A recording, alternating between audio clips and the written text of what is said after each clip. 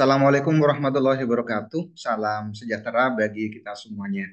Halo rekan-rekan mahasiswa semuanya, mudah-mudahan teman-teman dalam kondisi sehat, terutama untuk menjalani aktivitas di kegiatan di semester ini. Selamat berjumpa kembali pada tutorial online, khususnya di mata kuliah proses bisnis. Tidak terasa kita sudah masuk ke sesi ke-7 nih teman-teman. Untuk pembahasan yang nantinya akan kita diskusikan, materi pembahasan yang nantinya akan kita diskusikan terkait dengan analisis dampak dan risiko bisnis. Kalau berbicara tentang bisnis atau kalau berbicara tentang usaha, tentunya pasti ada yang namanya risiko, teman-teman. Risiko yang mungkin nanti akan kita hadapi.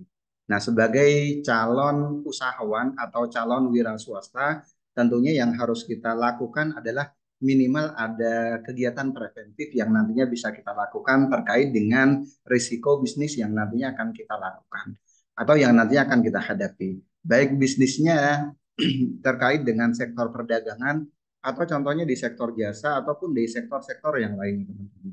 Ini terkait dengan analisis dampak dan risiko bisnis yang nantinya perlu kita ketahui, perlu kita pahami sebelum nanti kita melakukan atau sebelum kita memulai usaha yang nantinya akan kita lakukan. Oke, untuk materi yang nantinya akan kita diskusikan ada beberapa capaian pembelajaran khusus yang nantinya akan dipelajari di sesi ke-8 ini teman-teman terkait dengan analisis dampak dan risiko bisnis. Cakupannya kurang lebih nanti akan membahas tentang pengertian dan macam-macam risiko. Kalau berbicara tentang risiko, ini pada prinsipnya secara harfiah merupakan suatu kejadian yang merugikan. Jadi kalau berbicara tentang pengertiannya yang seragam mengenai risiko, salah satunya terkait dengan kejadian yang merugikan. Ada beberapa pengertian yang lainnya dari bidang ekonomi atau statistik ataupun yang lain-lainnya.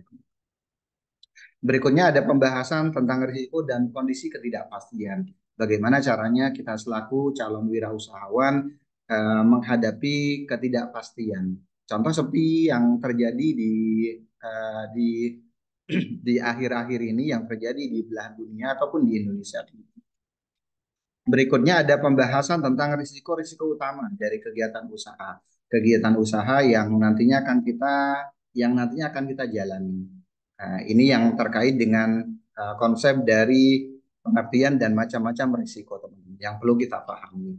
Selanjutnya ada pembahasan tentang manajemen risiko. Untuk yang manajemen risiko itu sendiri merupakan suatu sistem pengelolaan risiko secara komprehensif untuk tujuan meningkatkan kinerja perusahaan. Minimal ada usaha preventif yang nantinya bisa kita lakukan, teman-teman. Untuk tindakan yang nantinya bisa kita lakukan, bisa mencegah, atau yang kedua, nanti kita bisa melakukan perbaikan. Ini terkait dengan pengertian manajemen risiko itu sendiri.